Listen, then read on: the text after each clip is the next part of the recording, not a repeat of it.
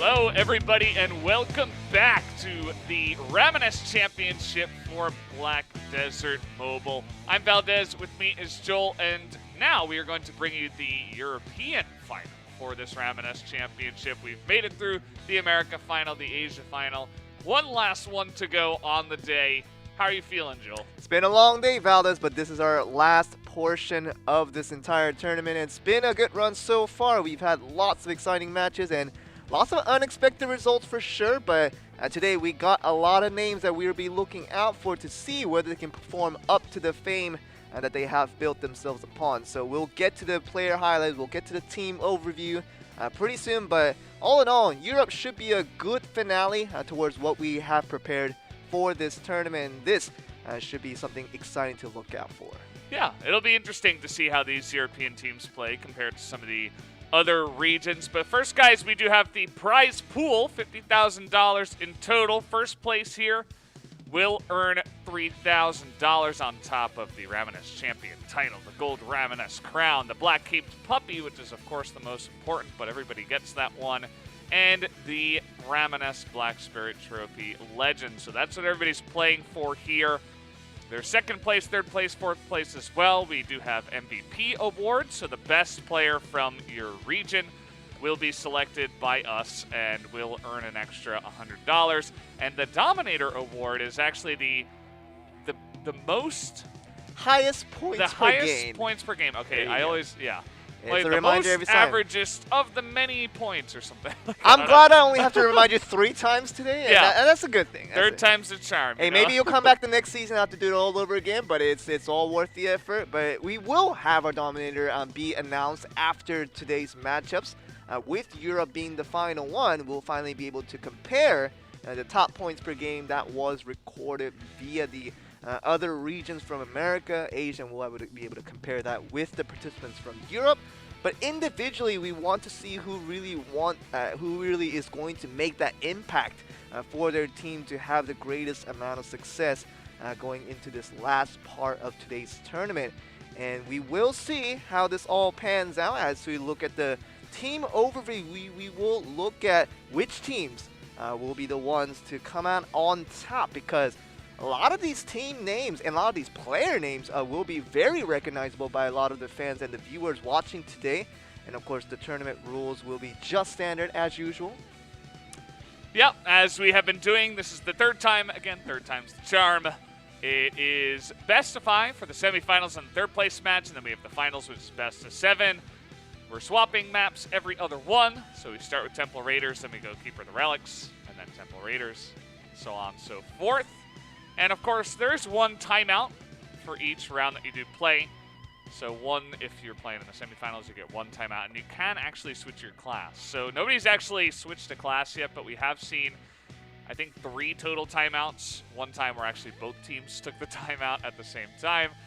But yeah, just a little interesting, strategic note there that we do have that included. Yeah, I think one of the main reasons that we didn't see the teams, the class switching that happened between the timeouts was that so many of these teams right now are invested so heavily in practice time and kind of looking at the experiments and just understanding the characters and the composition that they formed for so many hours throughout this tournament, is that it just becomes a really risky proposition to try out a completely different composition that they haven't really worked out on yet. So we might not see the class changes happen this time around, but we will see some strategizing, I'm sure, for the timeouts. And here are today's matchups. Looking at the first team that's on the list, Fair Trade. This team, we did this top 4 team prediction event for all the users that wanted to just think who's going to make it to top 4, who's going to make it to top 4 for each region. And for Europe, I say this for Europe because other regions, they were pretty close with all throughout. But for Europe, Smitty's team, Fair Trade, I think has received 60% of all the votes from every users in Europe. I'm almost surprised that it's not higher. And a lot of those people will be getting the rewards. Yeah, it's already pretty high. But of course, alongside Fair Trade, we had PP Boys, Ahu, and Craig Messer. Yeah, Craig Messer. So obviously 4 teams here Fair Trade, of course, as we kind of highlighted there with 60% of viewers, they are going to be the most popular team. So a lot of this is kind of like people are going to be fighting to try to, take the, knock them off their throne and make their fans unhappy, essentially. So we'll see if anyone can do that, starting with PP Boys. I mean, for a lot of the viewers right now, the question is fair trade ? Yay or nay? It's just them winning the championship or not, because I think a lot of people are already assuming that they know the end result of it all. Just looking at fair trade, going with Lakika, player 1, and Smitty, of course. Smitty is going to go with the Archmage for this specific tournament. He went with the Striker, the Grandmaster for the previous Season 2 of BDMWC. Season 1, he came in as the Huntress, just reminded us all of his individual mechanics, and he has just done so well to do exactly that. And this time around, BRC, he's going to be with Lakika, a player that came into Season 2 against his opposition, but now have joined forces with Smitty alongside player 1 to form this double Archmage with Phantasma comps. It will be surprising to see if they have made some adjustment to the actual composition because of the recent Archmage nerfs that happened yesterday. But most of the players, most of the teams have stuck to their composition regardless. So I'm assuming that this will stay put for Smitty's team. But as we've seen in the past, things can always change with this specific team, and we'll see what happens. But their opposition, we didn't get much time to talk about them, but they're going to be a real force to be reckoned with also. Yeah, well, we do get to see exactly what kind of force they're going to be bringing here because set 1 is ready to go. Let's hop into it right now.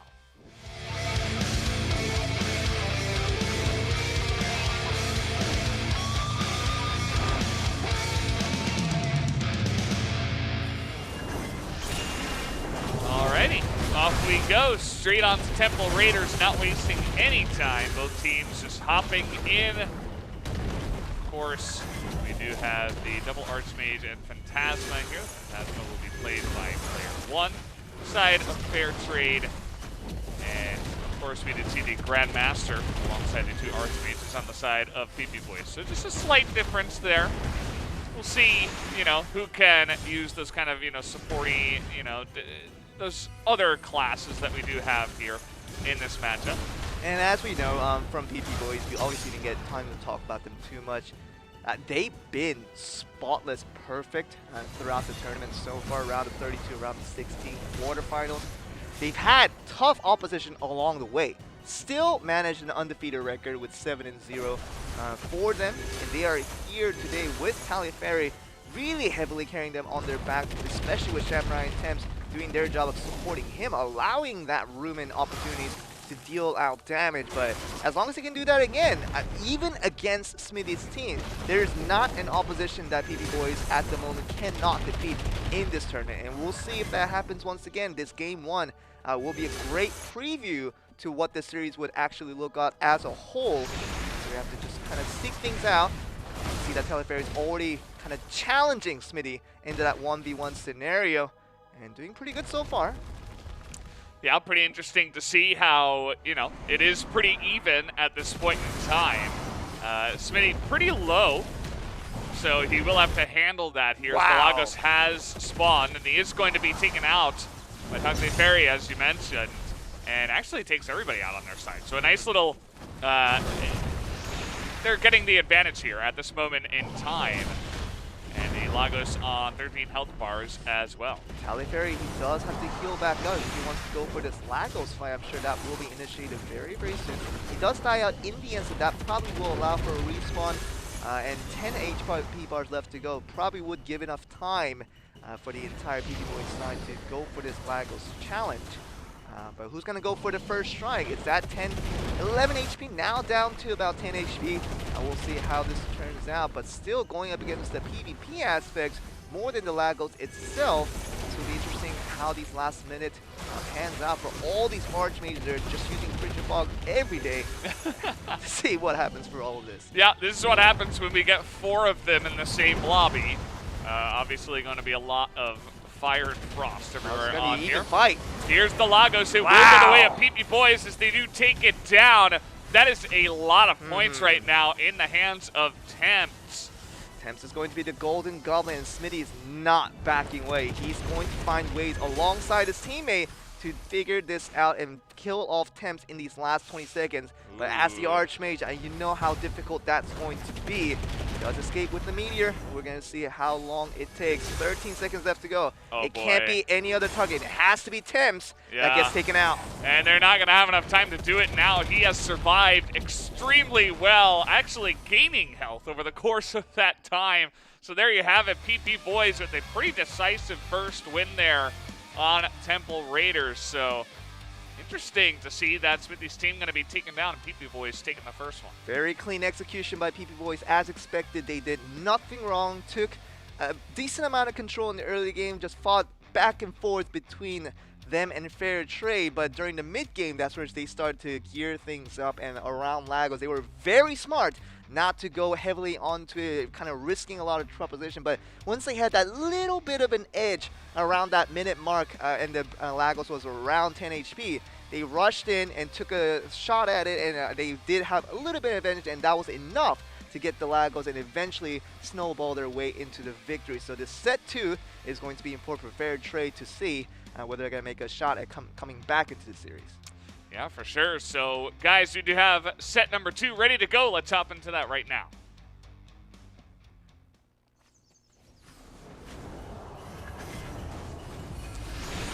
Okay, of course, here we are alternating maps. Keeper of the Relics will always be second.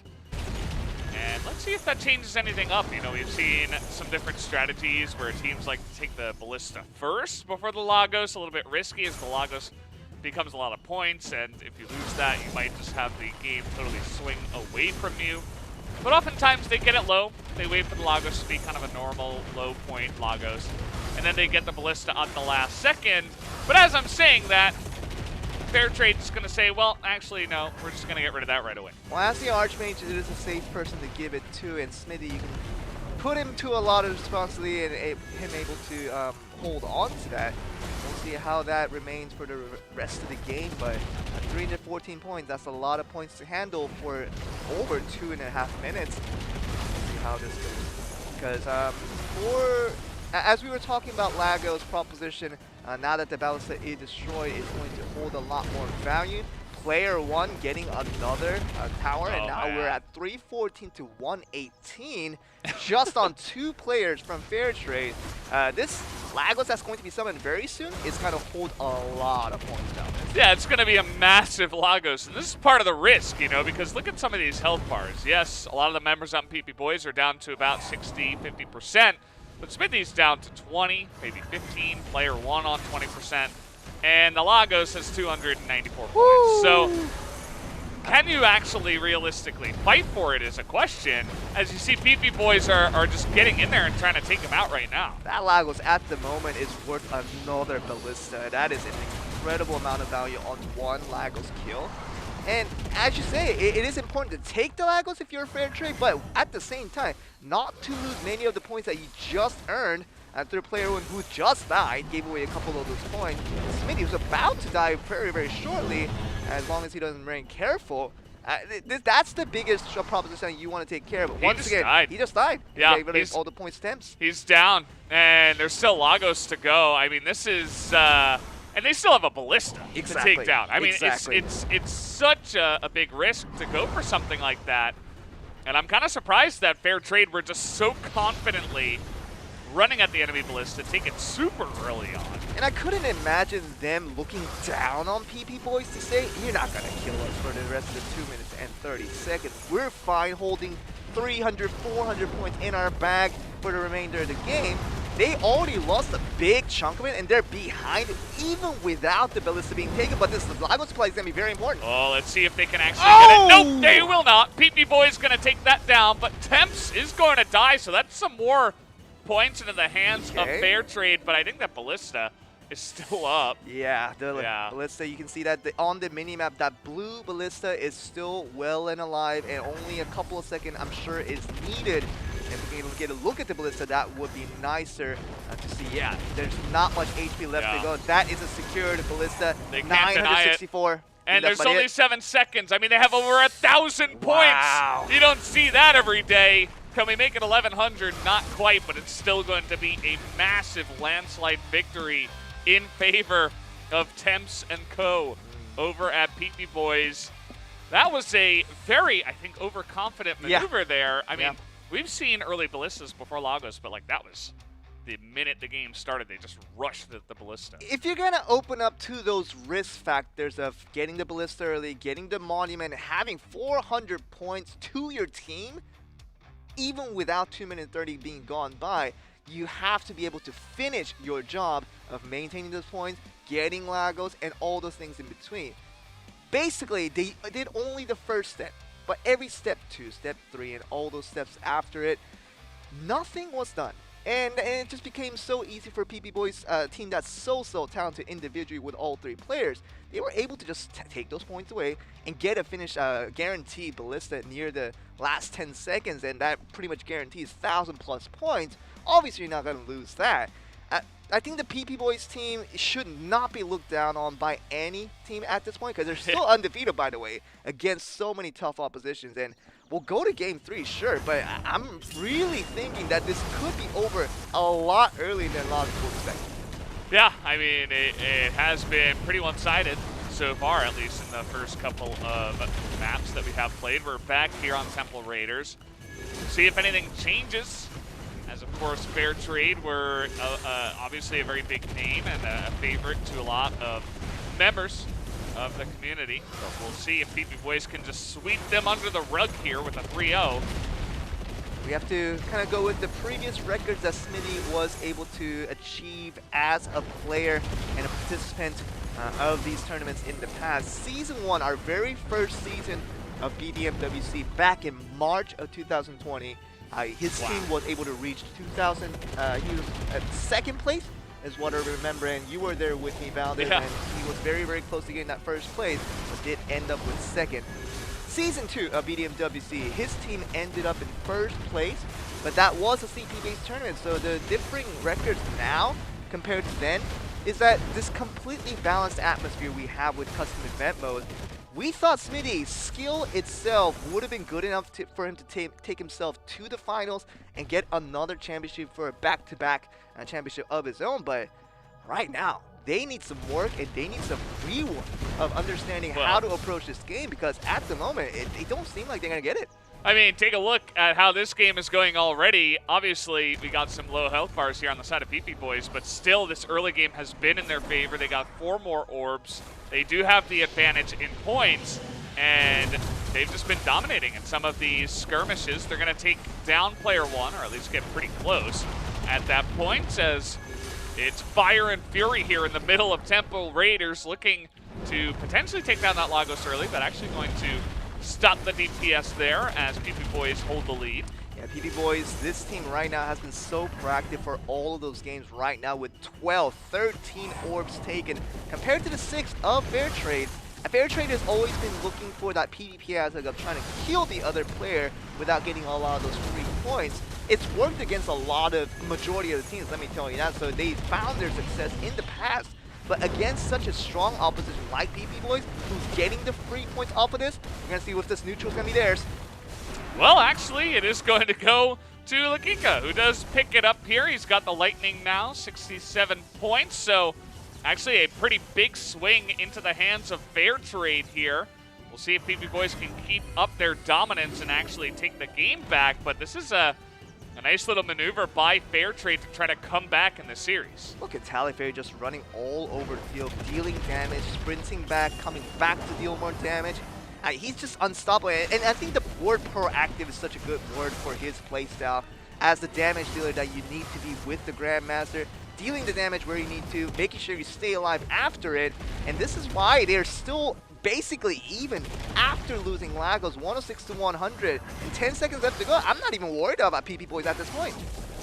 Yeah, I mean, they have taken the lead here. Actually, Temps with full health right now and just murdering people here. Shamrai going to get that last kill, and that's going to be the end of that. The 3-0, quick and easy, going into the hands of PP Boys, who do dispatch quickly of Fair Trade, a pretty popular team, but maybe PP Boys deserve some of that popularity now. Already confirmed that Smitty's team is not going to win a back-to-back championship from the Season 2 of BDMWC, but PP Boys, they let me see this straight. I mean, we've had Queen's Gambit who won all their games and eventually, trying to be the best team that they can, and obviously they weren't the best team at the end. PP Boys, from all regions combined, they seem to be the best performing team in my books.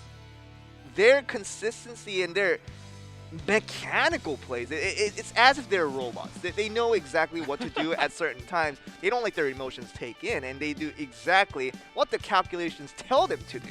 And these are the plays that bring a championship home, because their plays are not phased by certain situations. Their plays are not phased by certain environment that they're in, who their opponents are. They just play their game every single time, hence the wins every time.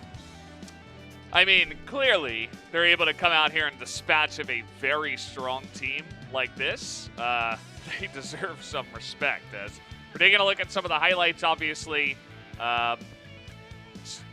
just pretty one-sided here. This is where, you're looking at Fair Trade. They've got a lead with 22 seconds left, and then what happens? Lakika goes down. Everybody else gets low, and the teamwork on the side of PP Boys is just a little bit stronger. And they're able to eke out that win even with a little bit of time left. We're sort of used to Smithy being that aggressive style Archmage that you don't see very often, but I think the aggression was actually on the other side. Temps on that Archmage was a killing machine. I am telling you, those points weren't gathered for free. Killing the opponents one by one alongside his good buddy Taliaferry, and obviously Shamrai doing his own thing as well. These three players combined have been creating havoc into their opponents for the duration of this tournament. It hasn't stopped now. Yeah, well, we'll see who has a chance to go up against them in the finals after this break when we do get to go to the semifinals number 2. But first, guys, we are going to take a 10-minute break, so we'll be right back.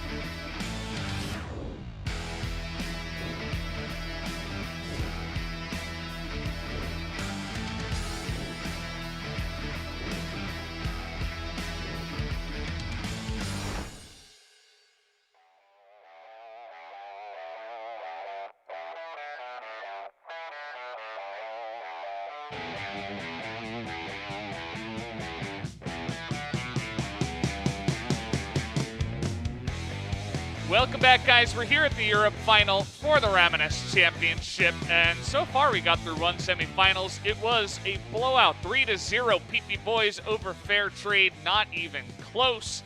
And we're getting into our second semifinals now of the night. It wasn't the blowout that everyone expected to be that specific sign. I mean, PP Boys looked so clean as they always did. Starting from around the 32, around the 16 quarterfinals, and heck, they were even the ranked #1 team as they were the participating team going into this tournament to begin with, because initially we had the signups to come to this BRC, and teams were selected based on the amount of Ramoness score attained by all three players combined. We had a lot of entries, of course, especially for Euro, who really like this competitive environment. And PP Boys, those three players that registered, they had the highest amount of points out of all the teams that participated in. Yeah. So they played a lot of rounds before they came into this, hence the highest amount of points. And they seem like it's not just the amount of games they played, the quality of the games they play is really at the highest level at this point. And they've shown that through around the 32 all the way to the quarterfinals, and here they are, semifinals, easily going up against one of the toughest oppositions in the tournament against Fair Trade. Now they're heavily and comfortably in this finals position, really seem like no matter who comes up from the other side, whether it be Yahoo or Kriegs Messe, it seems like PP Boys will be the fan favorites to take it all home. Yeah, I mean, we'll have to see how these two teams do play off against each other, but it's hard to argue with that performance, as you were saying. So right now, PP Boys the favorites on top. Who's going to make it into that next, that spot right next to them in the finals is the question here. We have Ahu, the Spartan Roar, up against Kriegs Messer. And you can see that Ahu has taken one loss, whereas Kriegs Messer has 3 so far. Yeah, definitely a tougher journey for Kriegs Messer to make it to the semifinals position, but with the Void Knight, we've seen what a Void Knight can do in the right hands, and we've seen that in America, where basically the championship team really benefited off of this one class. Can they see the same thing from Kriegs Messer? That's going to be an important question, with Bluff a heavy favorite from all the viewers cheering for him and his entire team. Kipler on that Phantasma will round up the very standard composition. Who, speaking of composition, do not have anything conventional by any means. Archmage Berserker, maybe you can fit that around a different class composition, but when you add a Hashashin into the mix, that's when everything changes, and we don't really see a lot of Hashashin in a 3v3 setting. It's pretty good in a 1v1 arena setting, but at this 3v3 Ramoness mode, because the range of the skills is so diverse, it becomes difficult to use this class effectively, and we'll see if Painix God can get this done as he's done so far throughout the tournament. But semifinals, you're up against totally different matchups, and against Kriegs Messer, a very good team. We'll see how the semifinals goes for them. Yeah, very curious to see how this one is going to go, of course, with some cool compositions and all that fun stuff. But guys, the first set is ready to go, so let's hop into it right away.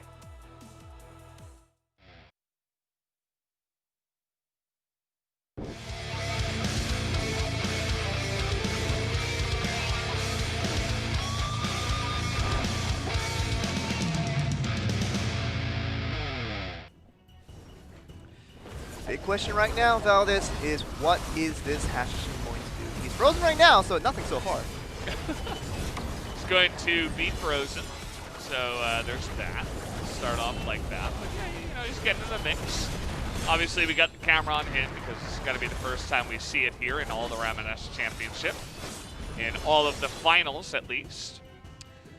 As it does look like they're having a pretty good time to start off here, taking a lot of health away from Kriegs Messer so far. That's a lot of damage on the Bluff, just instantly denying him of any type of presence. You see that Painix God with the Hashashin is just roaming around, doing the mobility as is so good for that class, but getting the orbs, that's really good for what a Hashashin can do, but can you do a little more than that of creating havoc in the opposition with the PvP aspect? He's trying, but look at all those dispersed attacks. That's what makes a Hashashin so difficult to use in a 3v3 setting. We'll see what happens from here. They're doing well so far. Well, they're just going to assassinate Showmaker, essentially. So a lot of the early kills going pretty easily and swiftly into the hands of Ahu, who have had a nice little start to show up here. They've taken that monument. They have a couple extra orbs. Super confident play by Phoenix God, just going all by himself, 1v2, but is able to get out. Kind of characteristic of what Hashi can do with that mobility, but still nothing crazy yet as to why we went with this Hatchin over any other class. Needs to show that, and I think first game needs to be the first statement maker for this team, especially for that player who's controlling that Hatchin at the moment. 47 to 43, 49 to 45 is where we are at currently. Lagos is not being touched, still figuring things out for both teams as to how to best approach their opponents. Phoenix God getting on top of Showmaker right now. Nice little ducking and diving in and out of the attacks of Showmaker. Going to easily take him out to not much of a contest there from Showmaker on the Void Knight. Stravia going to be frozen up there, getting some extra time to pick up some orbs, and now we might see some focus on the Lagos. Sure. 10 HP bar, but all the respawn did happen, so this will be a fair fight. Oh, who's it going to go to? We'll go to the hands of Ahu, who do get that last hit over the side of Painx God. And now he's going to be looking for some damage here on a bluff. See if he can actually get that done. Actually, a decent amount of damage, but actually the other two members of Craig's Messer getting taken out more so, as this is looking pretty one-sided so far to Ahu. Yeah, after that Lagos, it's almost been sealed as a victory for Painx God and the rest of Ahu. And we'll see Patus and Dravia, as long as they can hold on. All three players, by the way, holding a lot of points to the bag, but that becomes safe when all three players are significantly healthy with 20 seconds left to go. It seems like there's not going to be many ways where this team throws away game one and should be clinching that first victory. Yeah, pretty clean first victory it's looking like here. Some extra points being picked up with about 10 seconds left. They're looking to get Pain God. They actually will take him out. No way. Do they even have enough time to get any more points on top of that is the main question. Looks like the answer will be no, but, you know, showing some feistiness there at the end of that first map. Not a bad look to the side of Craig's Messer, but still a pretty clean map overall outside of that very end there for Ahu. Sure, never say die attitude is good for the opposition, but at the same time, you're looking for a victory and you need a little more than that.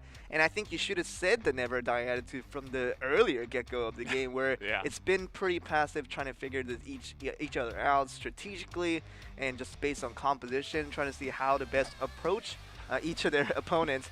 That's the thing that we are all looking for at the moment. So set two, different map. Obviously, we will need some time again for each of these teams to really figure things out. But I think we're getting a timeout from Craig's Messer. Not happy with their first game play, and understandably, they want to try to figure things out before they enter the new map to see how to best approach it. Yeah, as you said, Joel, I mean, this is a team that's very good, right? They made it to the semifinals, so any team that makes it to the semis has got to be good. They made it through multiple stages of the bracket, of the tournament, to even get to this position, to be playing on stream and all that fun stuff, and maybe they were just a little bit nervous, you know? Maybe they just need a little bit of time to reset, and they're like, oh, you know, let me just cool down a little bit. I don't think they're going to switch up their composition or anything like that. They're playing pretty standard. I don't think that was the reason why they lost or anything. So I think maybe they just need a little bit of time to just cool off. Yeah, sure. Regroup, because honestly, it did kind of look like 3v1 at times, where two members on the side of Craig's Messer were kind of just dying and not really doing much. And then, you know, one guy was trying to carry. So maybe they can get everybody online here. But it is worth noting that Craig's Messer, they already used their timeout, so they won't be able to use another timeout until the next round. So we'll see if this was all worth it, because if it turns out to be a Game 2 victory for them, just like I said, just cool things down, just to get them settled back into play and allow themselves to be the best form that they possibly can be, I think that's really all going to be worth it in the end, because you're really looking for the momentum build-up that you obviously didn't get in that Game 1 loss. Getting this Game 2 victory for Craig's Messer will, I'm sure, lead to Game 3 victory, and eventually a round win that gets them to the finals, which obviously would be very good if it turns out that way. Yeah, if it turns out that way, most important thing you said. And yeah, I mean, I'm actually glad that they're using it, because a lot of teams just come in, they're like, no, whatever, go next, you know, like, we don't need that timeout, but, you know, people are human. You know, we all need some time to, you know, cool off and maybe regroup ourselves and go in and give it a better shot the next time, right? So it's a best of 5. Do it early if you feel like things really did not go your way. And this kind of makes me feel like, you know, they're a much better team than what they showed in that first map. And that's precisely why we allow that timeout in the first place, because it can be rattling in this pressuring situation of a tournament where money is on the line, where a lot of in-game rewards are on the line. And most importantly, I think it's all pride on the line, as knowing that you could potentially call yourself the best Ramoness team in all of Europe. It's worth noting that, you know, each round that they go up, it's quite a toll that they have to take emotionally, and just understanding the pressure of it all. Getting a timeout, it really allows you to just cool things off and just allows you to get back on track and play to your true self, which is, I'm sure, what everybody wants, is including the viewers here. Yeah, another 3-0 would be a little bit disappointing. Again, it's what I said during the America final, where it's like if both sides get a 3-0, then it's like, wow, the final's going to be really hype because both the teams just crush through the semis. But, you know, it doesn't always mean that, and obviously we always want it to be, you know, a bit competitive, right? Sure. We want some back and forth. We don't want to just have it be easy and over and done with. So, guys, either way, the timeout has finally ended here. We got through that, and it looks like the second set is ready. So let's hop into that right now.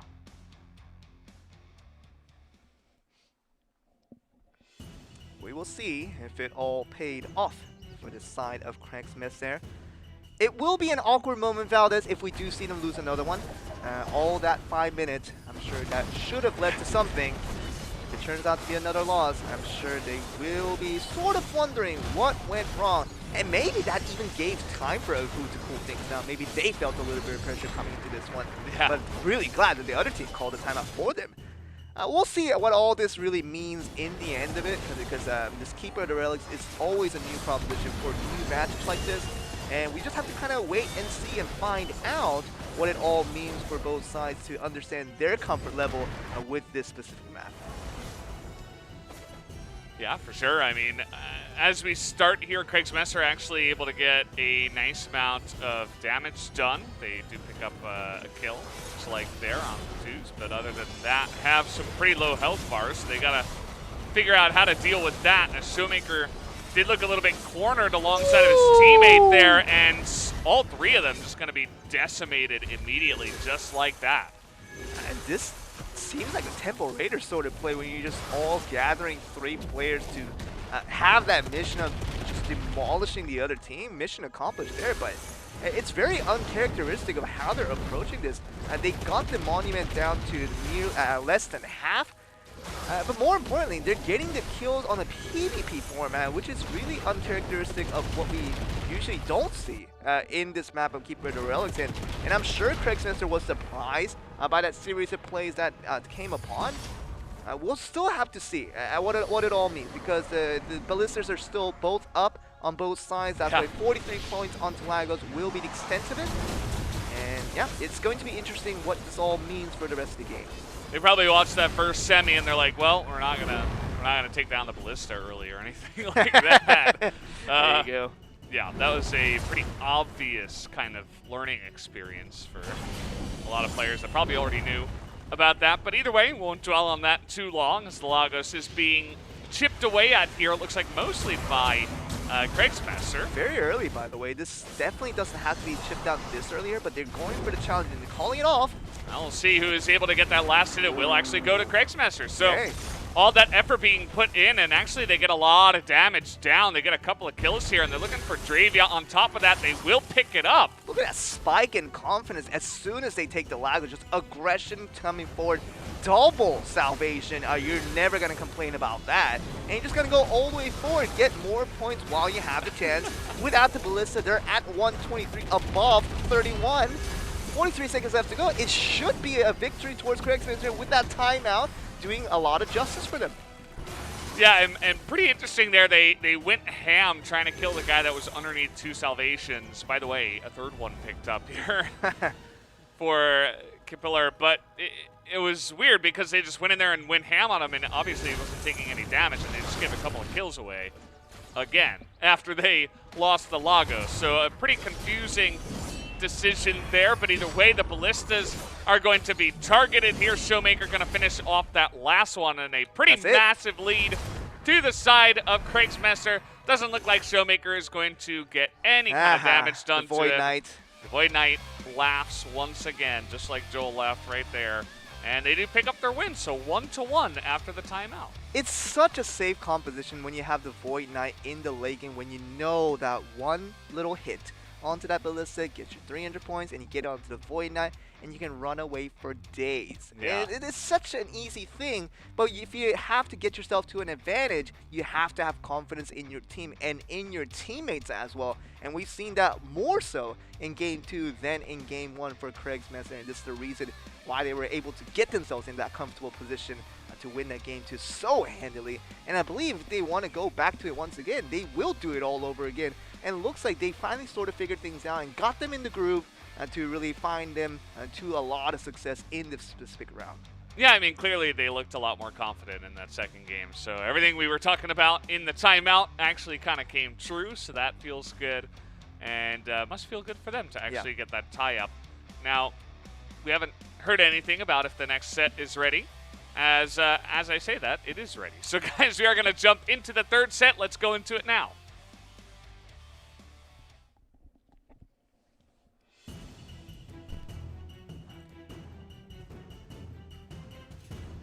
So we're back to Temple Raiders and Game 3. I imagine it should look a little bit different than what we saw out of Kriegsmesser for game number 1.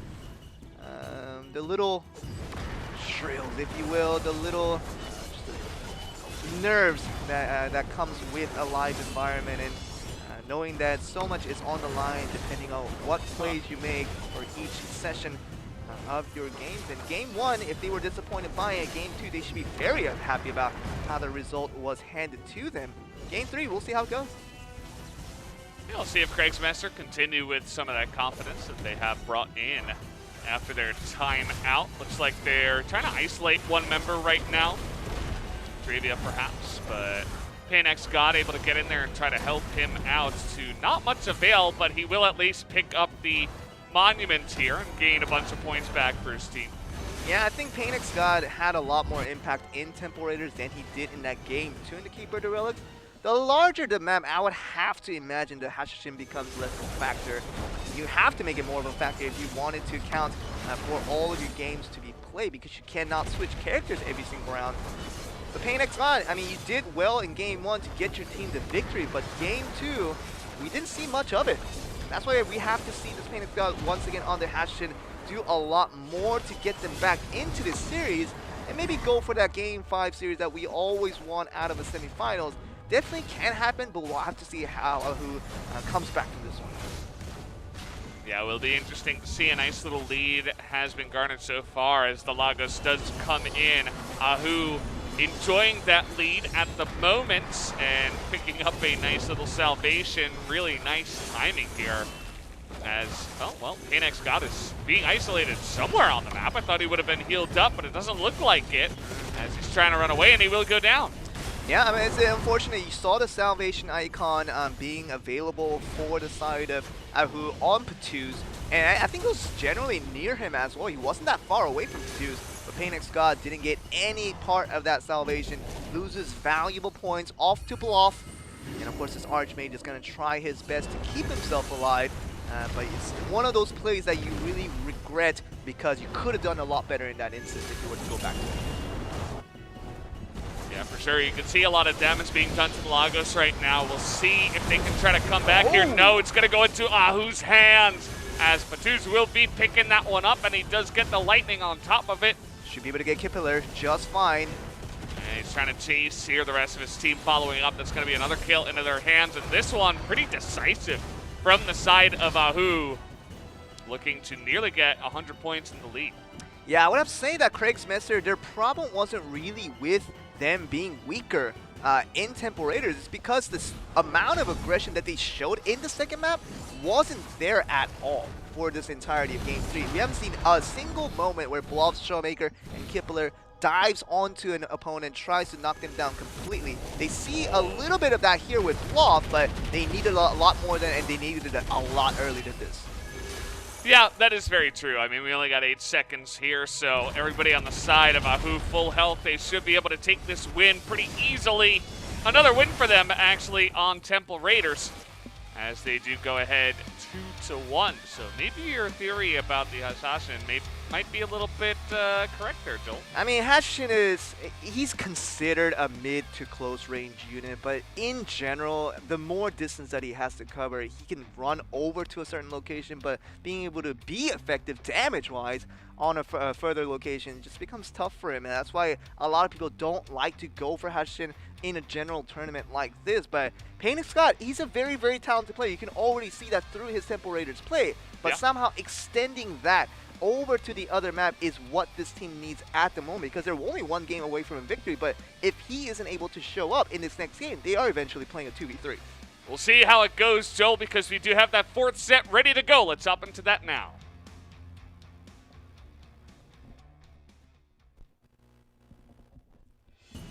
All right, here we go. We'll see if perhaps the second time on this map will be the charm for the Hashashin, or will it be Payne once again? And perhaps Craig Messer forcing up to an ace match, up to that 5th of the best of 5. Gonna start off pretty standard. Just get that ballista down to about 50% health. It's a standard practice to start off going for the ballista to get it down low enough, but we've seen from both sides in game 2 that they were not going to go for the early ballistas. And as we say, we discussed this briefly through many instances where both teams look towards getting the ballista before Lagos, or did they go in after Lagos as normal. Going for the ballista before Lagos is a risky proposition, yes, but as long as you have the ability and the confidence that you can close out what you started, it's definitely a worthy play, and we've seen that come to fruition for the side of Guide to Slaughter from America, who just won the championship tonight. And it's really going back and forth of what this all means strategy-wise, and it is normal. It is normal, definitely, to leave the ballistas until the very end, and it seems like that's what both teams will do. Yeah. Look at them. They're not even trying to skirmish all too much either. They're just kind of hanging out, trying to grab some orbs, get those objectives, and then run back to their safety. Paynex God getting a little bit too close there, does go down. Yeah. He didn't have much health to begin with. He shouldn't be the first one in line to go for the tanking opportunity, because he's supposed to be in the backside, flanking from the sides, doing the damage, and getting right back out. But you can see that Bluff, Kipler, and Showmaker just waiting for the Hash to just jump in and ready for take all that damage. And it's been done before. Now they're ahead a little bit, Ahu, but still, that amount of point difference is nothing when it compares to what you're able to get in this map of Keeper the Relics. Yeah, absolutely. Nice amount of skirmishing being done there actually by Ahu in the interim. Right after that Lagos did spawn, and now you can see that Kriegsmaster, they're going to go for what worked the last time around here on Keeper the Relics. They want to take down this Lagos and hopefully boost themselves up from there. But no, this time it will go to Ahu, who do get it at the perfect timing here. With about a minute left, they're looking to take everybody down just here. Going to their base. Yeah. That's all that matters. And it seems like Dravia with 69 points, Patus with 33. They're looking good, and 1 minute left to go. They do have that 100-point lead, which is crucial when you talk about even ballista trades. It's not going to win the game for Kriegsmaster quite yet. They need to chunk away some of those points, especially after the ballista is taken. We'll see if they can do that, because right now, nothing has been going for them. Yeah, I mean, we have a really massive lead now in their top point holder on the Archmage. Draviot's running around, feeling pretty happy. There's about 25 seconds left. And at least they are going to get that freeze down. A bunch of damage being done to those lower health members. Oh, now Draviot everyone's getting low. Yeah, taking a lot of damage, but the salvation needs to reach Dravia though. That 379 needs to be protected. Patus, where are you going? Where's he going? He just went to the right side when Dravia was wrong way. on the left. 3 seconds left. Oh no. Can he survive? No! Oh, he will. Okay, Okay. Just barely going to hold on to that one. Wow. That does mean that they will move on to the finals, but man, that was That was pretty close down to the It wire was there. a nervous moment, I have to say. If Patus went to the right side, Dravian went to the left. And if it turned out to be a situation where Dravian died because of that exact decision, it would have been an awkward few seconds for the teammates on that team meeting, I'm telling you. Yeah. Imagine if they lost that one. Either way, Ahu come in and they get the big win. And they will move on to the finals now, up against PP Boys. And, yeah, that's going to be an interesting one. I think that we'll have to wait and see. I mean, it does feel like PP Boys are the favorites, especially after the way the 2 semifinals went, Joel. It's easy to say that PP Boys look much, much better than Ahu does when you compare the 2 semifinals that we just watched. But we can't count them out just yet. We'll get a better look and a better understanding of the power comparison when we go to the 3rd place match to see how Fair Trade goes up against Craig Smith. Then we'll get some more answers as we did with the Asia matchups, and we might just see that proposition come true again. But in the meantime, Ahu has a lot of work cut out for them. They weren't perfect by any means for all 4 games. They've had some setbacks. They had to come back in a lot of those instances. But against a near perfect team of PP Boys that doesn't make a lot of mistakes, they're going to have to gear up to really go up against a strong opposition that I'm sure a lot of people will be against them to actually win the championship. But really, anything is possible in BRC. We've seen that in Asia where Queen's Gambit pretty much undefeated going to the finals and they lose in the end. It's just anything can happen, but we still have to see how Ahu kind of just refreshes their mindset to make sure they are fully set and ready to go into this grand finals. Yeah, it'll be interesting to see how both the teams do prepare for that. I'm sure PP Boys were watching this semi and saying, hey, you know, I think we can get these guys. Temps, he's pretty good. Pretty good, you say. Yeah, he might be able to carry. Here's this moment where it's like, oh, man.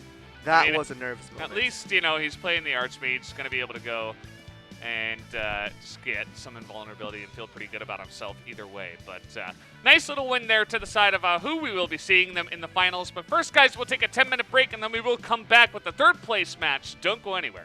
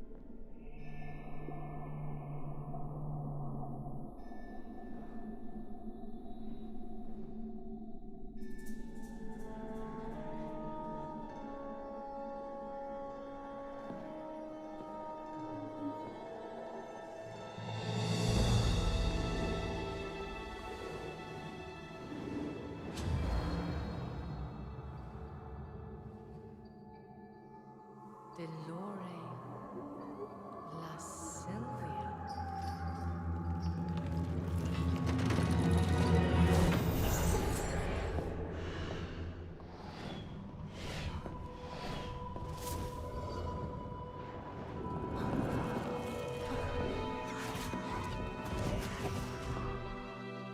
Your ambitions lead to your destiny. Now take the hand of the distorted goddess.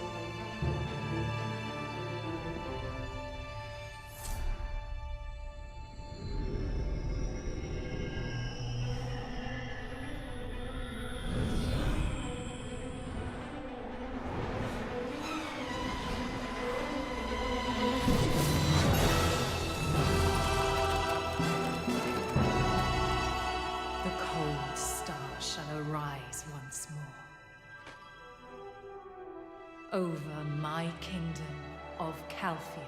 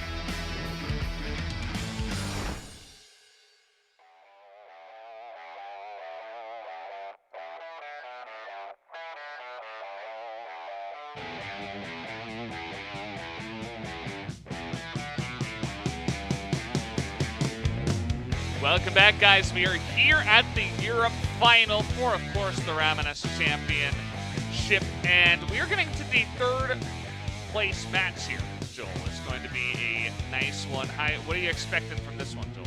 Yeah, I mean, Craig Smithser, they did well. I think their best showing was that game 2 against Nahu, and they showed good moments where we thought that it could be a very, very close matchup for them to maybe have a chance to go up to the final, but in the end, they did lose out another game from Temple Raiders, knocked their confidence down, and eventually they didn't have what it took to get themselves up to the grand stage. But here, they go up against maybe a tougher opponent, because Fair Trade is known to be a very, very talented group of lads, but today they haven't shown much against a very strong side of PP Boys, who's now waiting at the finals to play those games. But at the moment, Fair Trade versus Craig Smithser should be an interesting matchup. A lot of people will still be rooting for Fair Trade to take the victory again here. But like I said, they haven't shown much. Craig Smithser technically won more games today than Fair Trade did. So with that in mind, we can say anything can happen, but Fair Trade, there's nothing that tells us that makes us doubt that they're still a great team, even after that 0-3 defeat they faced in the semifinals. So still a lot of hopes are towards that side. Yeah, I mean, I think we still have to call them the favorites in this matchup, especially the way the 2 semifinals did go. So we'll have to wait and see exactly what kind of game they come out with. I think in the semifinals they were pretty overconfident, Fair Trade were, but let's see how they do as we do have our first set ready to go. Let's jump into that now.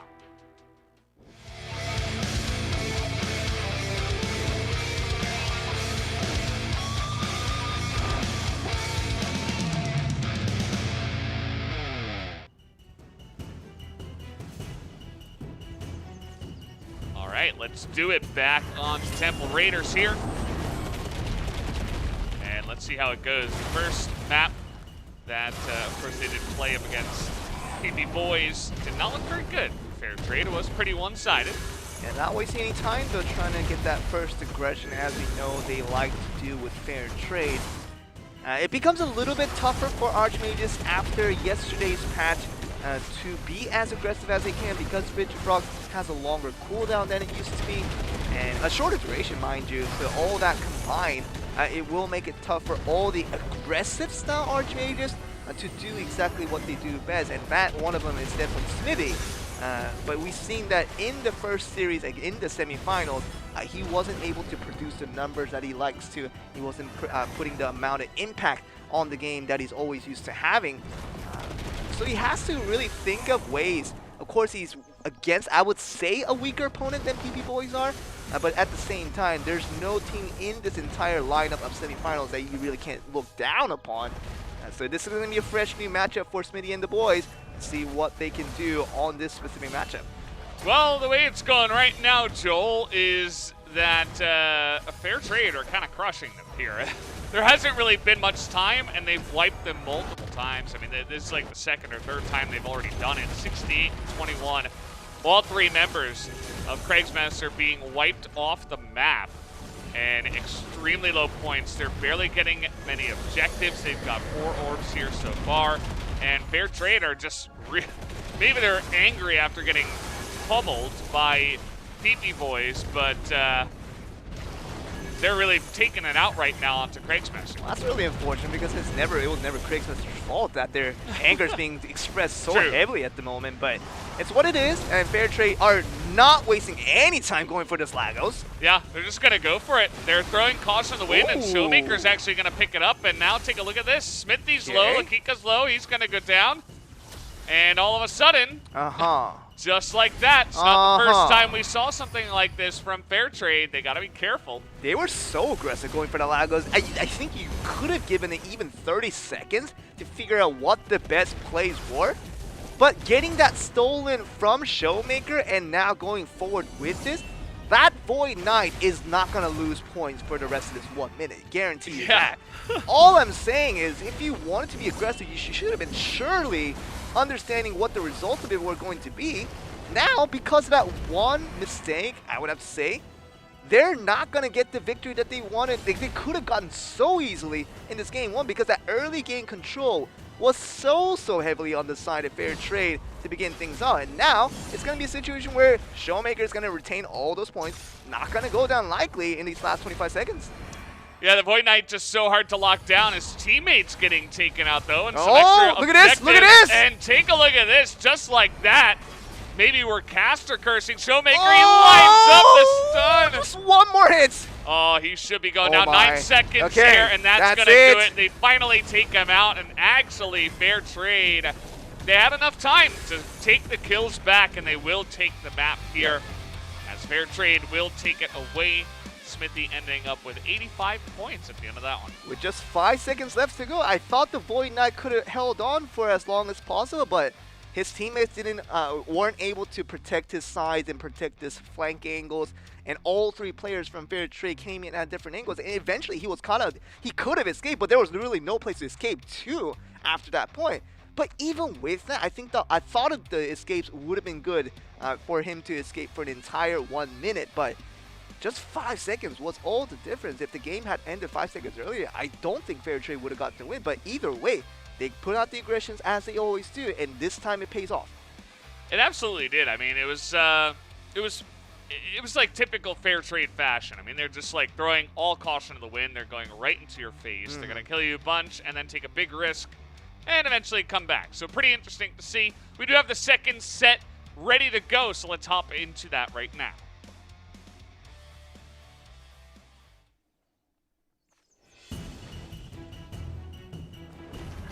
Off we go, keeper of the Relics. This time around, this is where fair trade said, we don't care about your strategies. We're not going to wait. We're just going to kill the ballista. We see thing and we kill thing. That's pretty much the conclusion of the entire story for fair trade. They see something with points marked above it, they go smash. Yeah.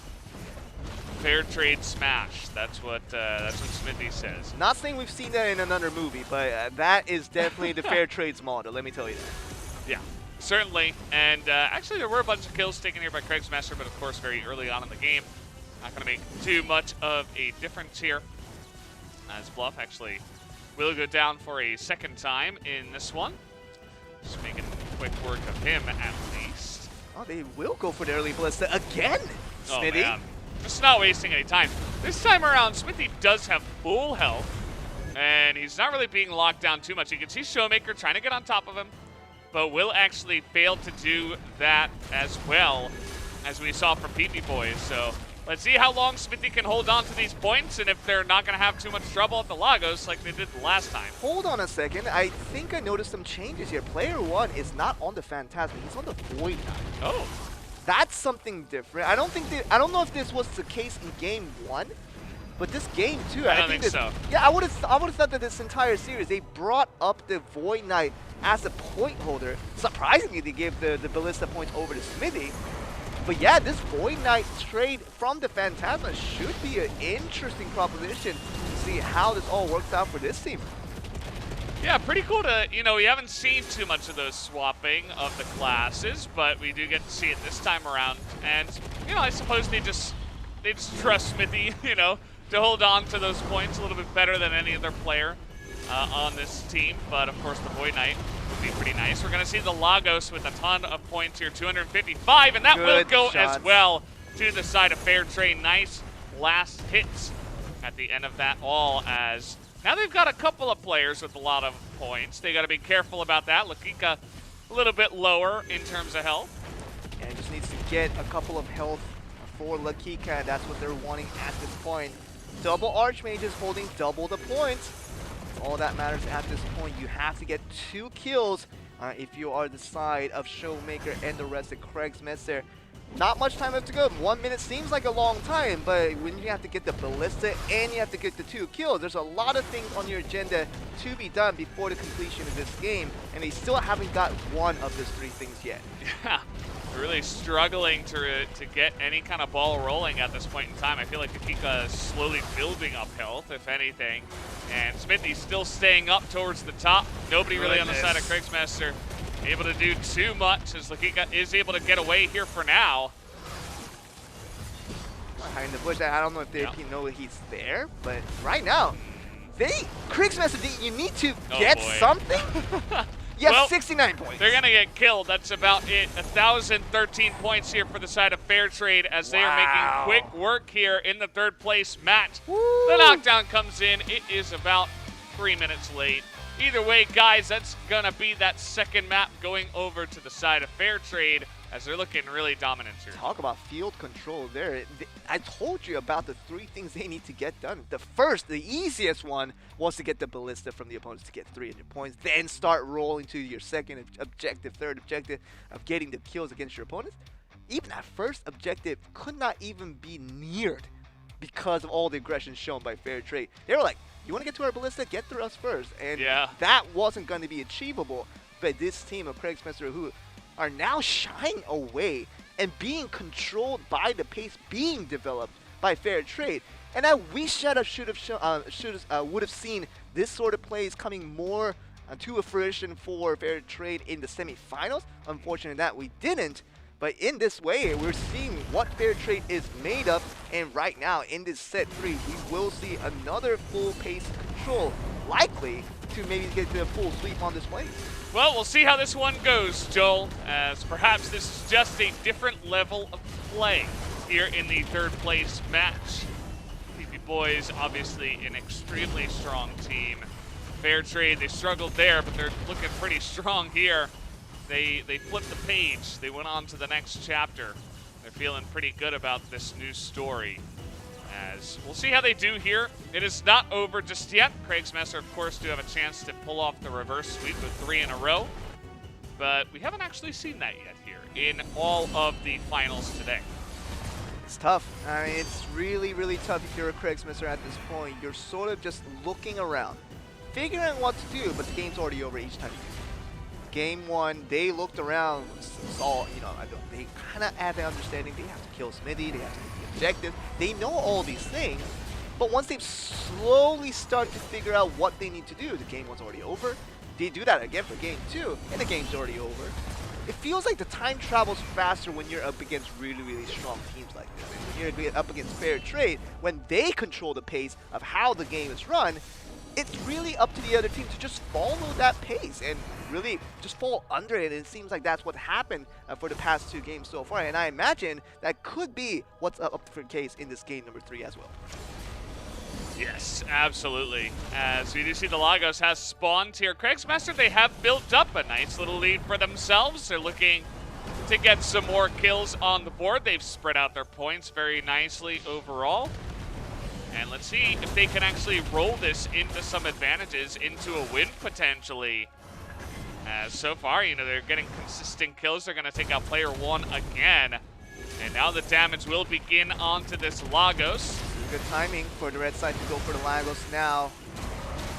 6 HP bar left to go. Not much time left. They're going to get it. And actually, it does go to the side of Fair Trade. And they will pick up that Lightning, add another kill on top of that.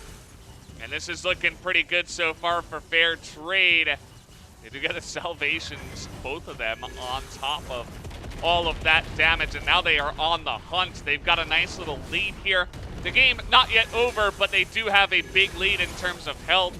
And they are going to look for some assassinations. They will take out Showmaker and looking for Bluff next. Yeah, if they can get the hunt onto Lakika if you're on the Craig Spencer side, that will be the point swing that they're looking for. But Lakika is so safe. And not just safe, but killing enemies in the midst of all that. See what the end result of it all is, because Smithy now playing the support role to make sure that Lakika stays alive through all of it and doing the damage as well. Yep, just rolling them here in game number 3. It's not looking too even this time around. Lakika, I feel like even if he does go down at this point, might not be enough for Craig's Master. We'll see if they can actually get that damage. You can see they're trying desperately to hunt him down, but they cannot do it. As there you go, defeated consecutively. Smithy will pick up a bunch of kills, and that is going to be the end of that. Fair Trade will pick up the 3-0 sweep here in the third place match and make it look easy. And I just wonder, at this point in time, 3-0 sweep by a team that we knew to be very talented individually and as a team, very, very proactive. Where was this team at the semifinals? Was this team there, but it's just that the other team was that much better? Was that the case? I'm not really sure at this point because PP Boys, they're great at what they do. But Fair Trade, they've always been known to be very talented, super aggressive, and to a level of aggression that the other teams usually cannot follow. PP Boys outmatched that obviously in the semifinals. That's the reason why they're in the finals. But maybe could we have seen more of this in the semifinals? We're tracking back the time and talking about a lot of what ifs. I just don't know about this. I think we should have seen a lot more of this team, and I'm sure that all three of these players right now, even though winning that third place is good and all, they're probably thinking that same thing to themselves. Yeah, absolutely.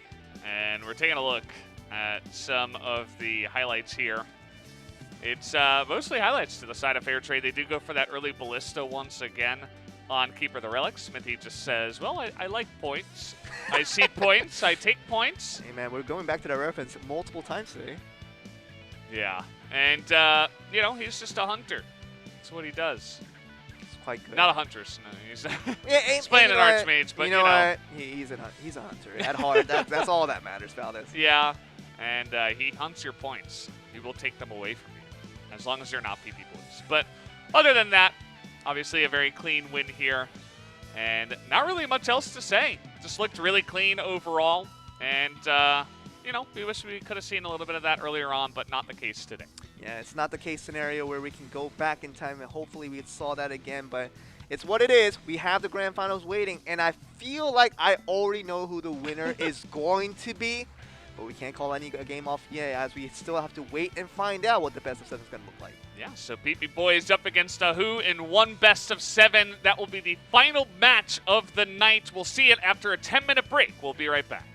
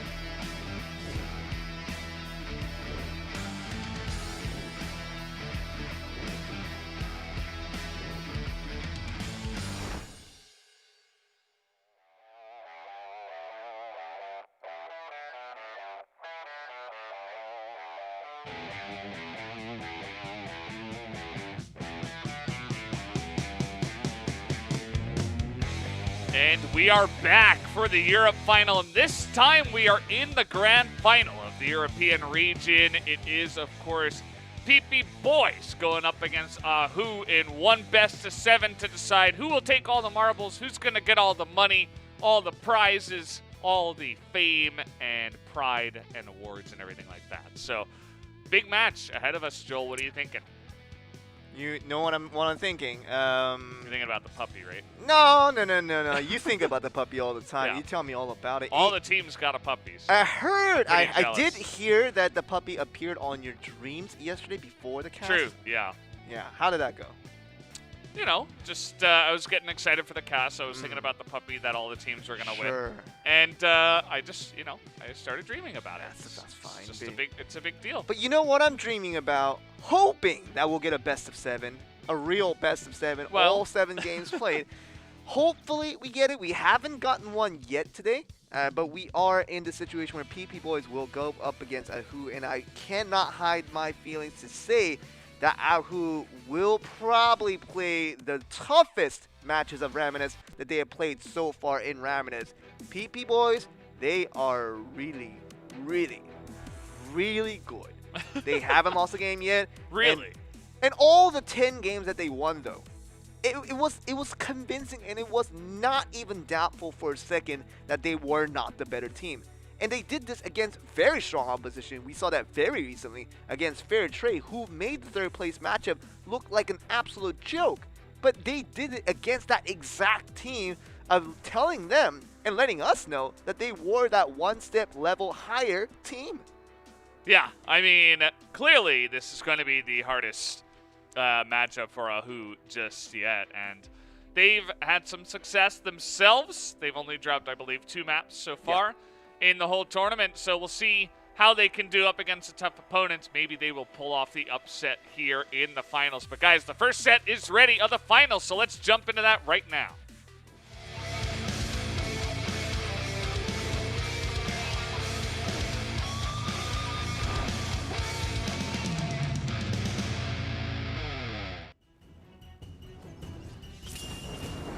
And off we do go into game number 1 of this best of 7.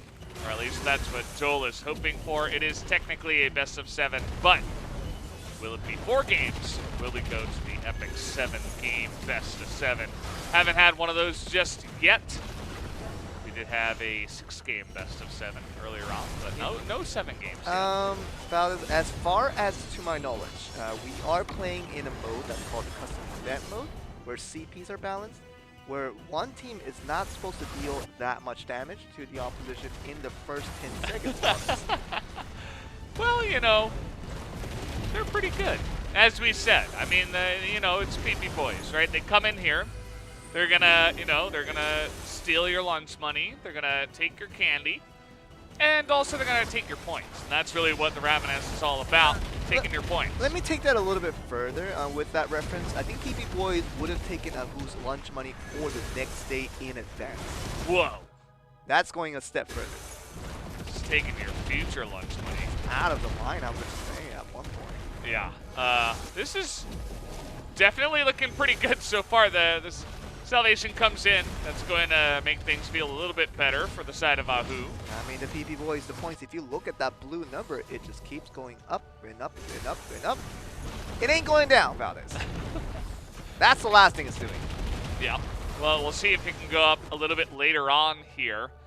So far, not having too much luck, as JV is going to be taken out, so we'll pin X God. It's going to be wiped off the map.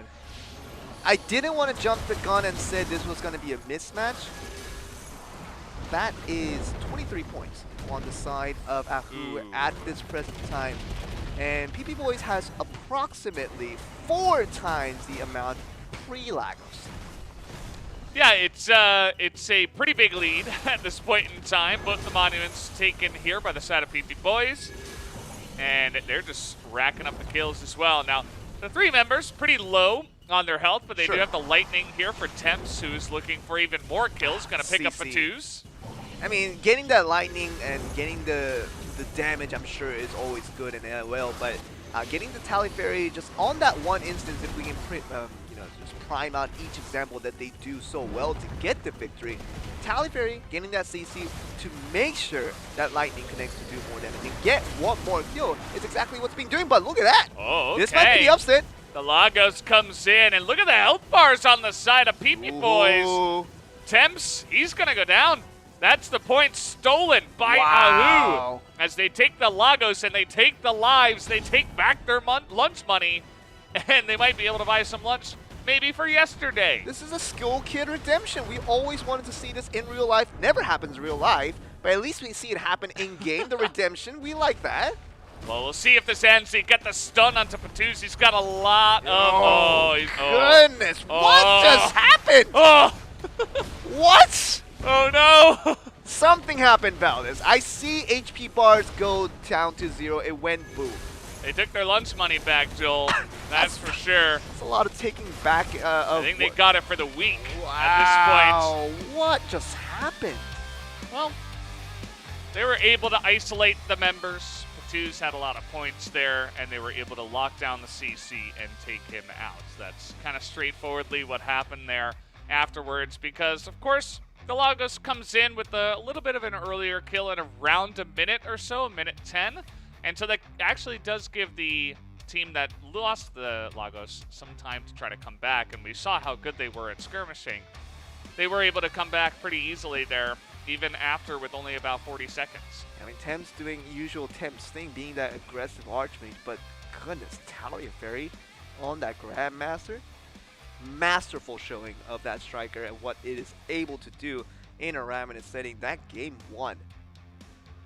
People make the meme of Striker being a stonker because of how bad he could be, but in the right hands, he can be one of the strongest classes in the game. Yeah, I mean, we'll see how strong it is once again, Joel, because, guys, we do have the second set ready to go. Let's hop into it now.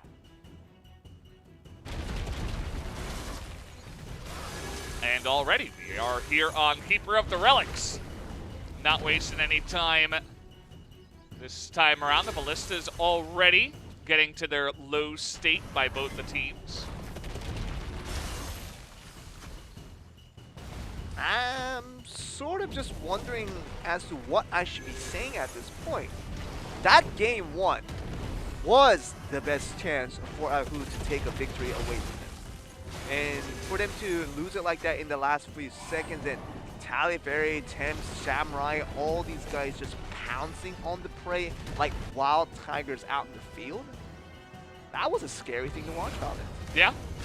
And, of course, this is a best of 7, so, you know, one game doesn't tell the whole story. Let's see how this one goes. If this is another kind of, you know, blowout, essentially, even though they did lose the Lagos, they came back so hard and so fast that, like, it's hard to not call it a blowout on top of that. So we'll see how this one goes. Maybe Ahu can pull it back, but if they lose pretty hard on both maps, it's not looking too good. We might have another one-sided final as Taliaferry, he's back. He's getting more and more kills, and he is not going down just yet. And it's really unfortunate for Temps as he's racking up all these points that we don't talk about him as much as we possibly should. It's that Taliaferry makes these flashy plays that become so noticeable. Temps, but Temps might be the most talented Archmage we have in this entire tournament. That I think I can say with a lot of confidence. Yeah. You know, he hasn't been as flashy so far in this series, but the way he dispatched of Fair Trade makes it seem like he's, you know, he's pretty good at the game. And so far, it does look like here with the Lagos available, PP Boys have garnered themselves a small little lead at this point in time.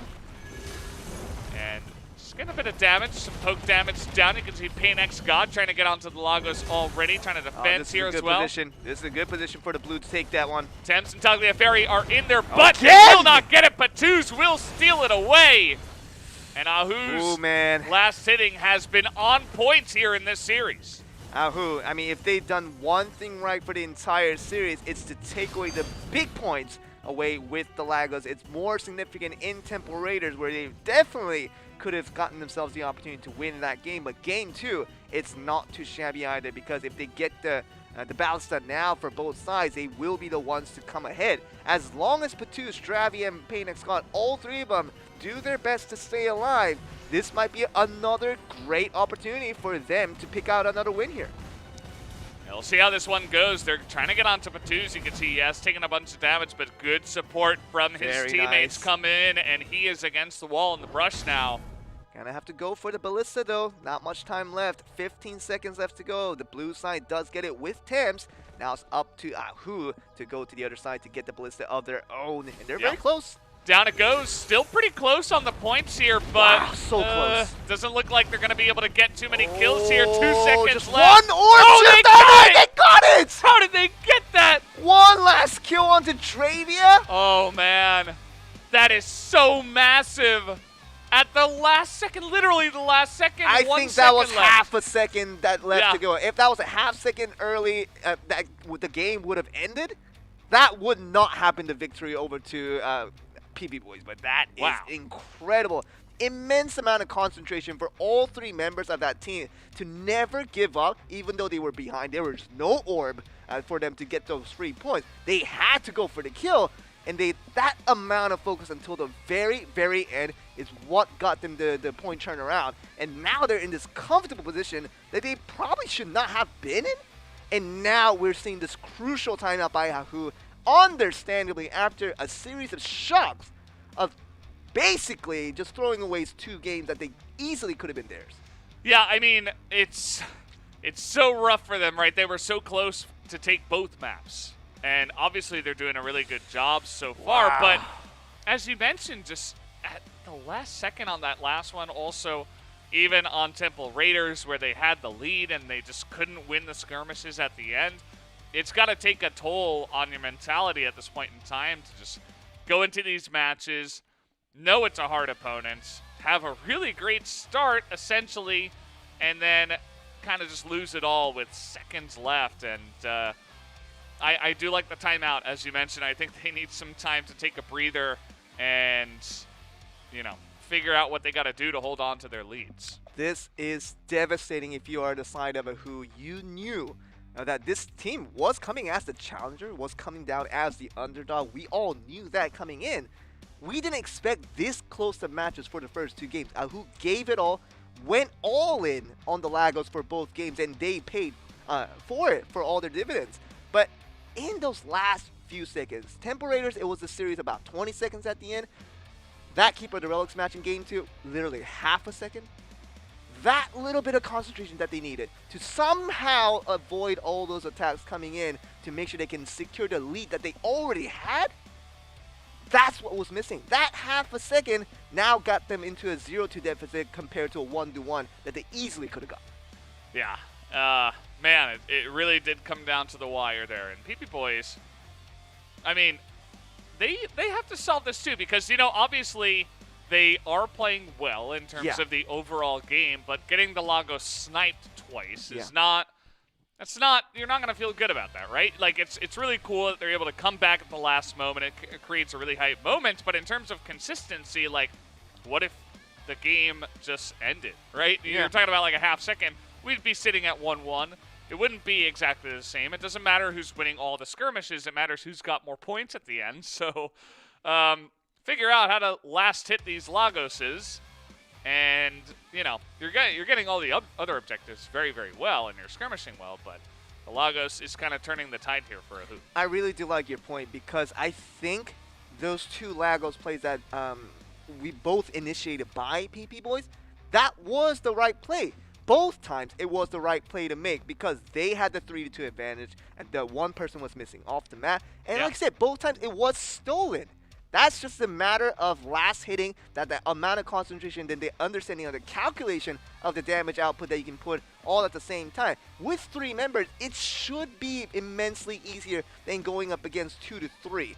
So in that case of 2 matches in a row where they lost Lagos, even though they had the advantage, that is a troubling situation. They want to make sure they can go for all the right things to make sure to have the best possibility, but I think we're getting a notice. We're getting a class First change. class change. It's happening.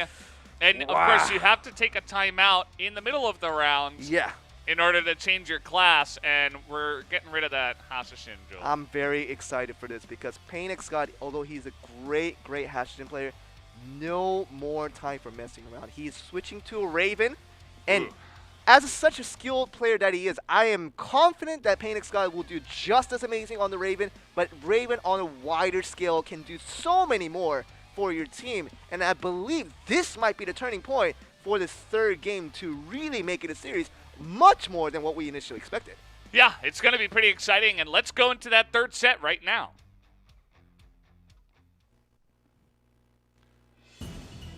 Didn't want to waste any time. Wanted to get into this one. So excited for this one. I am absolutely excited. The first class change of this tournament. It's the entire tournament, not just Europe. America, Asia, Europe combined. This is our first official class change. The first player to take advantage of the new system. I'm excited to see what happens about this. Yeah, I mean, this is it's pretty cool, right? I mean, it also shows that they're putting a lot of thought and time into their decisions and what they want to play and what kind of comp they want to go for. And this could be the turning point for Ahu. Like we said, they have had point leads in both of these games so far, even though they did not finish off with the win. So let's see if they can help. This can help them out to get those wins. Yeah, you have to be staying so focused, especially because you're on this new class. The stats will not be a problem. You will have that same balance being applied to any of your characters as long as you enter the custom invert mode that we're currently playing on. So the stats will no longer be an issue, but how to fit this Raven into the composition where this entire team obviously probably has been practicing with the Hashin in mind for so many hours. We're gonna have to see if the new adjustment can be done quickly, because they can't afford to lose any more games here, because the momentum takeaway that they will face after losing third game straight is gonna be very difficult to recover from. Yeah, it'll be rough. I mean, reverse sweep in a best of 7 is something that is so rare. I don't even know if I've commentated it before, Joel, and I've been doing this for a while. So we'll see how this one does go down so far. Pretty much all the objectives are going to the side of PP Boys. They do have very low health, though. A lot of damage. Some of those points can be stolen away at this point, but 84 to 28 already. This is kind of looking like game one. We'll see how that Lagos controls goes this time around. Temps is really low, and this is a great time for the red side to go for the lag. Look at all three players down below. And at this point, I don't think you even need to go for any of the opponent kills at this point. You really, if you're Patus, Dravia, and Phoenix guy, you really want to go for the Lagos at the moment. But getting that lightning bought them a lot of time for Taliaferry and the boys, and we'll see if this allows them to gain a little more control around the field of Lagos. Yeah, we'll see how this one goes. Salvation coming out here for Phoenix God. Everybody hyped and totally up to their top health here, and now they can just try to go for this Lagos. You can see that Paynex God is trying to get that last hit. Be red! Oh! Chamrai comes in right at the last second, and that is just almost an insurmountable lead at this point. Still 50 seconds. We've seen crazier things happen, but it was from PP Boys making the comeback. So let's see how they hold on to the lead this time. Yeah, Lagos should have been a must for Ahu to get that. They had the advantage too, 3-2, easily could have gotten that, but this time the steal goes over to PP Boys. Shamrai with immense amount of concentration to get that steal, that last hit. That's all that matters with 25 seconds left to go. I don't imagine Shamrai and Taliaferry going down in these last few seconds, but I could be wrong. We have to wait this out. Yeah, they don't have much health, but I don't even think if you kill both of them that you can come back in this one. They're getting more and more objectives, more healing orbs, and it's looking pretty good this time for PP Boys. Wow. They want to get that 3-0, and it looks like they will be able to secure it. They're only one more game away from the full sweep here in the finals. Yeah, we expected maybe a possibility of a 4-0 for PP Boys was in the table. And we talked about that before this series started, but not really in this fashion. The first two games, convincing was definitely not the adjective used for PP Boys' victory in the first two games. Third game looked a lot better, and the fourth game, we don't know how it's going to turn out, but we just have to kind of wait to see that if Ahu can make the plays that they did for the first two games, that's nothing counting them out at this point to say that game 4 will not be there. So we'll have to see how this works out. And now they can't call another timeout to switch the Raven back to a Hashin. We have to make this new composition work for them. And we'll see if they can have really the agility to get that done. And BB Boys, they're not going to waste any time. They're not going to take any timeouts. Yeah. They are on a roll, especially after that dominant win in the third set. So, guys, we have our fourth set. We'll see if it's the final one or if Ahu can come back. Let's jump into it now.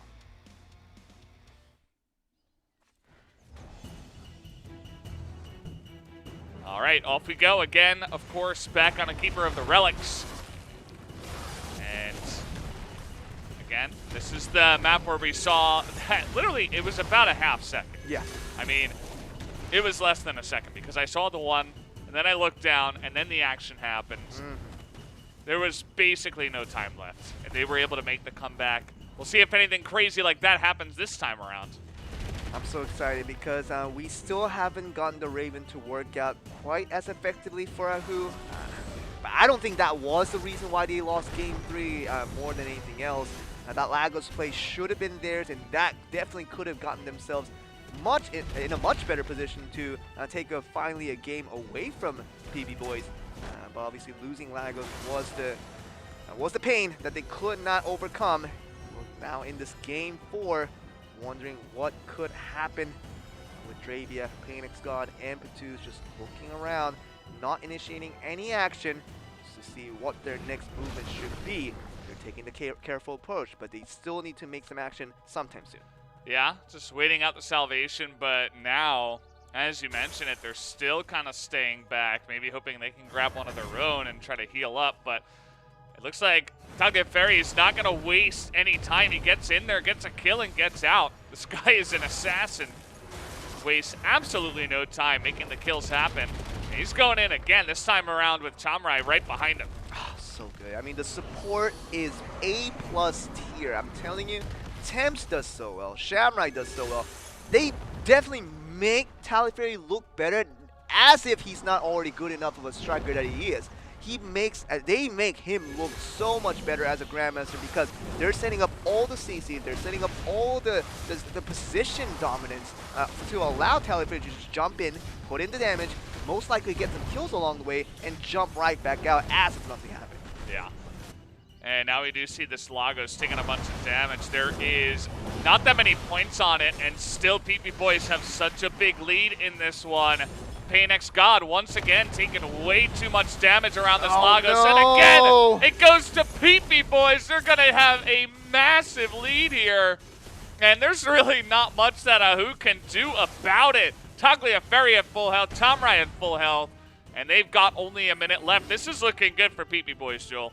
You know what? I want to give advice towards Ahu at this present time of finding ways to defeat this team at this current time. I just don't know what to say. You're not going to kill Tagliaferri within the next 40 seconds, period. It's just not going to happen, but let's see if they can make the impossible happen. Shamrai's getting pretty low. Maybe they can get kind of a consolation prize by taking him out, but Tagliaferri, he's not losing any health at this moment in time. Nothing at all, and you know that this is going to be ongoing. The Ballista's taken, but Tagliaferri and the rest of the boys, they're looking for the very last second to get the Ballista so that make sure they don't lose all that points. 461, 356. If this stays, they will be the champions of Europe, and Tagliaferri nearly 100% health. He's not going to lose anything. It's looking good, Joel. 4 seconds left, and I think we will have our champion here. PP Boys with the 4-0 sweep over Ahu in the European final. Easy clap for them. GG's all around as they do not lose a single map in this entire tournament. This is the only team that was able to get that done. And I would have to say, we were talking about Queen's Gambit from Asia. They previously had the undefeated record going into the finals. But I was thinking at the same time, they did not look to the same quality as this team is. PP Boys in the region of Europe, a very, very highly competitive field of PvP Ramoness. This team makes every other team in the competition, and I'm talking about the toughest team and the most talented teams. We talk about Smitty and his team. They make every team look a tier lower than them. Yeah. It's just how it's done. It's pretty insane. That's how you know you've got something special going on. So Congratulations to PP Boys. They will be the winner. We're going to take a very short break and decide on our MVP. When we come back, we'll have that MVP as well as the champions. And the Dominator. And the Dominator, Yeah. actually. So a lot of awards going to be handed out here at the end of this long day of the Ramoness Championship. But guys, we'll be right back shortly.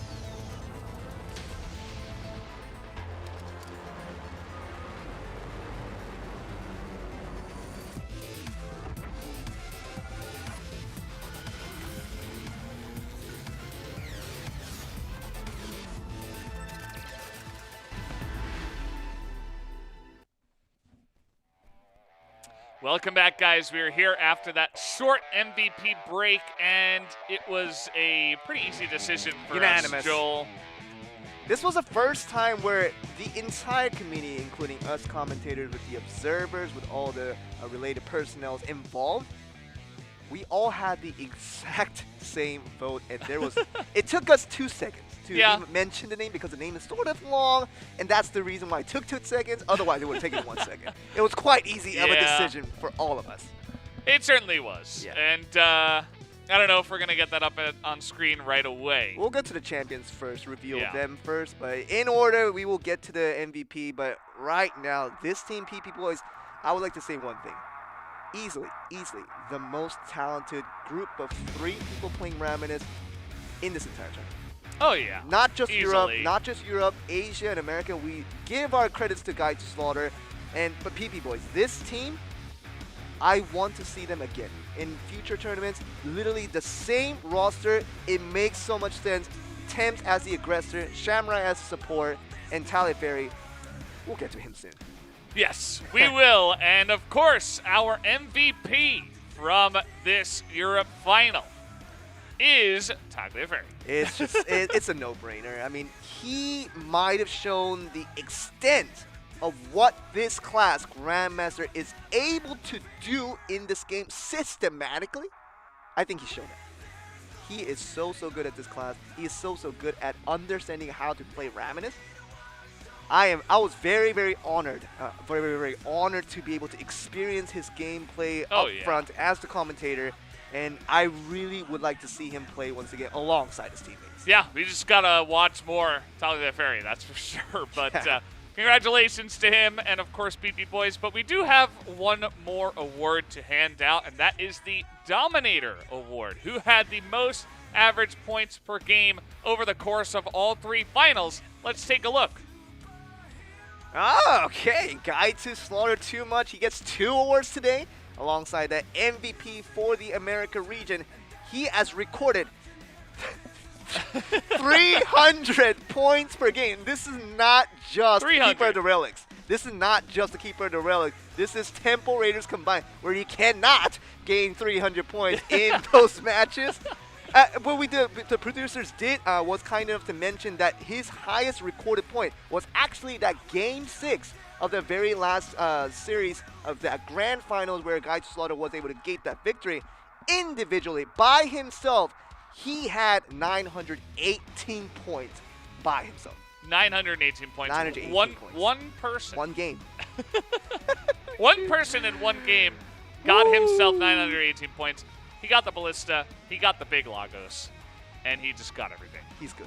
He is Too quite much is good. great. We saw him earlier on, and he absolutely deserves both of the awards that he got today. So I believe the next closest was something like 250. Sure, but that was a close one, I would have to say. But you know, when you have 918 points in that one game, yeah, it's like one of those school incidents where, you know, people say it's tough to get your grades up, but it's easy to fall down. This time around, for too much, it was very easy to get the grades up. Yeah. Well, that happens when you can score a 918 on it. That's what happens. Wish I could have done that back in the day. Yep, that wasn't part of the option. Yeah.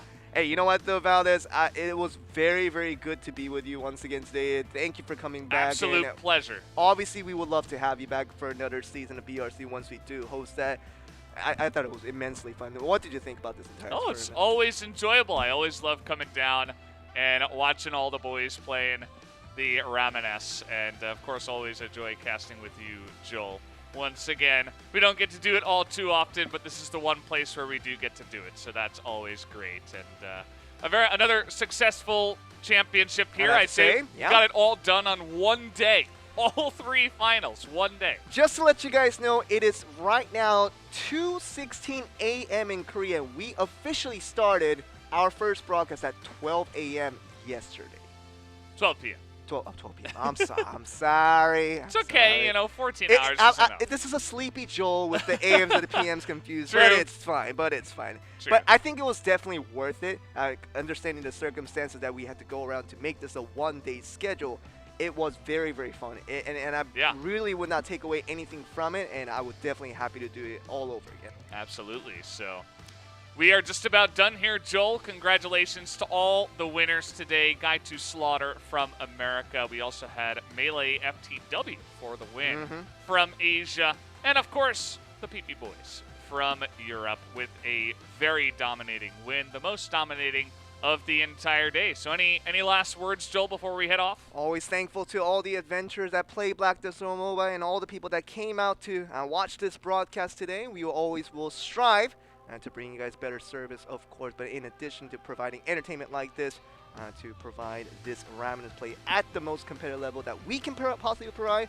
And I'm actually glad that this tournament was to be applied with the custom event mode, and that we had this very even playing field that emphasizes more on strategies, individual gameplay, and all these stories related with it. That made it definitely much more fun to watch, and the succeeding teams made that much more meaningful, of course.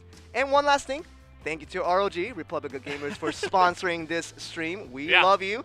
We hope that we can keep this sponsorship going. We just had a complete blast, and because of you guys, we were able to make this sponsorship and this tournament possibility. So thank you guys once again from the bottom of my heart.